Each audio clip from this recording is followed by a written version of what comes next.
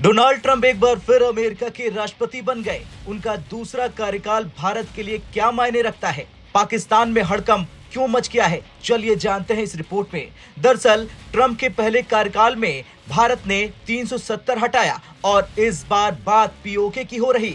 आइए जानते हैं इसकी पूरी खबर। दरअसल भारत और अमेरिका के रिश्ते हमेशा से चर्चा में रहे, लेकिन मोदी और ट्रंप की केमिस्ट्री ने इन रिश्तों को और मजबूत कर दिया।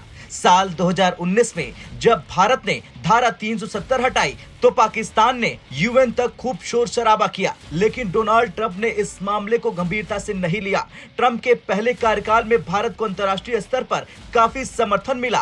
पाकिस्तान को बौखलाहट और यूएन में सिर्फ असफलता ही मिली। अब बात करते हैं पीओके की। दरअसल प्रधानमंत्री नरेंद्र मोदी का तीसरा कार्यकाल चल रहा और पीओके को भारत में शामिल करने का सपना उनकी प्राथमिकताओं में से एक है। ट्रंप के आने के साथ इस सपने के पूरे होने की संभावनाएं और बढ़ गई। 5 अगस्त 2019 का घटनाक्रम और 370 हटाने के बाद भारत का वो आक्रामक रुख सबको याद है। पाकिस्तान की मीडिया में चर्चा इस बात की है कि इस बार भारत पीओके पर कब्जा कर सकता है। ट्रंप के शपथ ग्रहण के साथ ही पाकिस्तानी टीवी चैनलों की बेचैनी बढ़ती दिखाई दे रही है। पाकिस्तान के टीवी चैनल्स पर इन दिनों मोदी और ट्रंप की दोस्ती की चर्चा हो रही। वहां की मीडिया और पैनलिस्ट इस बात को लेकर चिंतित हैं कि भारत कहीं पीओके को लेकर कोई बड़ा कदम न उठा ले। पाकिस्तानी मीडिया का यह भी दावा है कि मोदी ट्रंप की दोस्ती पाकिस्तान के लिए सबसे बड़ा खतरा है। भारत ने 370 हटाने के बाद से ही अपनी रणनीति को मजबूत किया। अब सवाल ये बनता है कि क्या ट्रंप के दूसरे कार्यकाल में भारत पीओके को लेकर कोई बड़ा कदम उठाएगा? ये तो वक्त ही बताएगा, लेकिन भारतीय सेना और सरकार की तैयारियां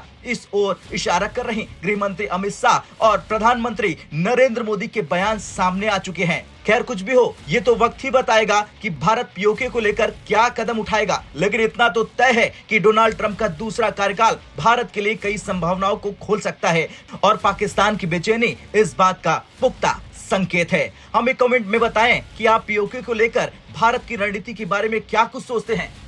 ब्यूरो रिपोर्ट, भारत तक।